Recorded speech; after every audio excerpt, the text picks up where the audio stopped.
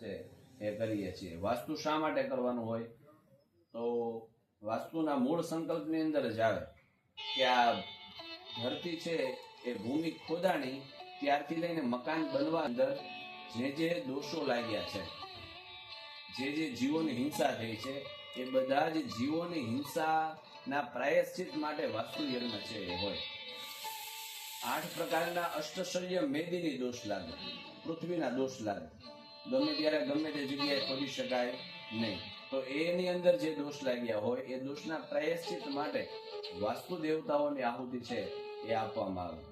અને સાથે સાથે આ ઘરની અંદર ચિરકાલ પર્યંતમ લાંબા સમય સુધી સુખ, શાંતિ અને સમૃદ્ધિ પૂર્વક છે એ નિવાસ કરી શકીએ એ માટે થઈ અને આપણે વાસ્તુ યજ્ઞ છે એ કરીએ છીએ।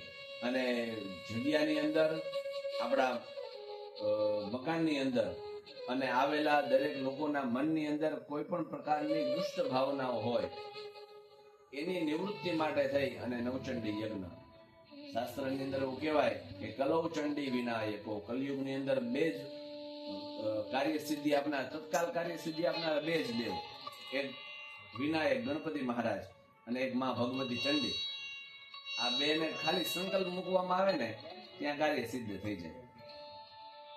જ્ઞાન શક્તિ, ક્રિયા શક્તિ અને દ્રવ્ય શક્તિ।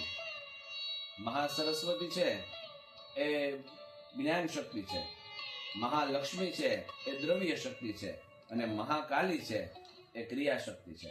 આ ત્રણેય વસ્તુ જ્યારે જીવનમાં આવી જાય ને ત્યારે વ્યક્તિ છે ને એ ઉર્ધ્વગતિ પ્રાપ્ત કરે, ત્યારે એમની પ્રગતિ છે ને બહુ સાહજિક રીતે હોય, એ અધ્યાત્મ ક્ષેત્રની હોય કે ભૌતિક ક્ષેત્રની હોય, બંને વસ્તુની પ્રગતિ ફક્ત ને ફક્ત માં ભગવતીની કૃપાથી થાય।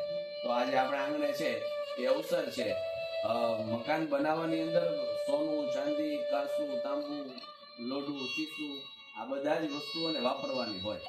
પહેલાના સમયની અંદર આપણે બધાને ખબર છે, રાજા મહારાજાઓનો જે સમય હતો એ સમયની અંદર બધી જ પ્રકારની વસ્તુઓ, ધાતુઓ છે એ દરવાજાની અંદર, મકાનની અંદર બધે વાપરવામાં આવતી। હવે આજે એવું રહ્યું નથી, તો એનો પણ દોષ લાગે, તો એના પ્રાયશ્ચિત માટે છે એ આપણે આ વાસ્તુ યજ્ઞ, એટલે વાસ્તુ યજ્ઞ છે ને એને વાસ્તુ શાંતિ કહેવાય। એ બધા જ જીવોને શાંતિ પ્રાપ્ત થાય અને એ આપણને શાંતિ પ્રાપ્ત કરાવે। અને એમાં ભગવતીની કૃપા જ્યારે ઉતરે ત્યારે નવચંડી યજ્ઞ થાય, બ્રાહ્મણો દ્વારા નવચંડી પાઠના પાઠ થાય અને એનો યજ્ઞ છે, એક પાઠનો હોમ છે કરવામાં આવે। 13 અધ્યાય, 1 થી લઈને 13 અધ્યાય છે એનો હોમ છે આપણે કરીશું। નવારણ મંત્ર જે આપણો મૂળ ચામુંડા માતાનો મંત્ર છે, ઐમ હ્રીમ ક્લીમ ચામુંડાય વિચ્ચે, એનો આપણે છે એ યજ્ઞ કરીશું। આપ તો લક્ષચંડી યજ્ઞની અંદર પાછા બેઠા હતા તો એ આપણે વિશેષ ખ્યાલ છે ને, પાછા યજ્ઞ આવશે ત્યારે દરેક અધ્યાયોનું શું મહત્વ છે, કે શા માટે આ ચંડીપાઠ છે, એની અંદર શું વાત છે ચંડીપાઠની અંદર, એ પણ સાથે જોતા જશો। કર્મનો પ્રધાન સંકલ્પ કરીએ 3 વખત, કેમ કે મનુષ્ય છે ને ધારે ને એ કોઈ પણ કાર્ય છે ને સંકલ્પથી સિદ્ધ થાય, ખાલી વિચારો કરવાથી કઈ ન થાય। વિચારોનું શાસ્ત્રકારો કહે છે પાપ ને પુણ્ય નથી, એ ક્રિયામાં પરિવર્તન પામે ત્યારે એનું પાપ ને પુણ્ય લાગે। તો આજે ક્રિયામાં પરિવર્તન પામે છે, આપણે સંકલ્પ કરી લીધો કે આપણે વાસ્તુ યજ્ઞ કરવો છે, નવચંડી કરવો છે, પણ ખાલી વિચાર કરવાથી ન થાય। આજે ક્રિયામાં પરિવર્તન પામશે ત્યારે એનું પુણ્ય આપણને પ્રાપ્ત થાય। અને શાસ્ત્રકારો એવું કહે છે કે જે ઘરની અંદર બ્રાહ્મણોનું આગમન હોય, જે ઘરની અંદર ગાયની રજ, ગાયનું છાણ છે એ પ્રવેશ કરતું હોય, અને જે ઘરની અંદર દેવતાઓની પૂજા થતી હોય, યજ્ઞ યાગાદિક કર્મ થતા હોય, એ ઘરના દરેક સભ્યોના પુણ્યનો ઉદય નિશ્ચિત હોય છે।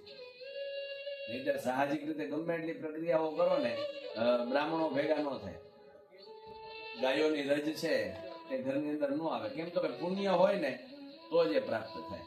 ને આ પુણ્ય પ્રાપ્ત કરવા માટે બધી પ્રક્રિયાઓ છે, આગળ આપણે વિધિ આવશે પુણ્ય વાચનને ત્યારે પાછા સમજાવીશ, પણ એની મૂળ કરવાનું શું છે, તો આ બધાથી પુણ્ય અર્જિત કરવાનું છે। એ પુણ્ય આપણને, આપણી પેઢીને, એના સંતાનોને પેઢી દર પેઢી છે પ્રાપ્ત થતું હોય। આજે જે કંઈ આપણે ભોગવી રહ્યા છીએ એ બધું જ વડીલોના પુણ્ય આધારિત છે। આપણા પુણ્ય આપણે અર્જિત કર્યા હોય, પણ વડીલોએ આપણને જે પુણ્ય આપ્યા છે, જે દેવ કાર્ય કર્યા છે, બ્રાહ્મણોના આશીર્વાદ લીધા છે, એનાથી એમનું પુણ્યની અંદર અભિવૃદ્ધિ થાય।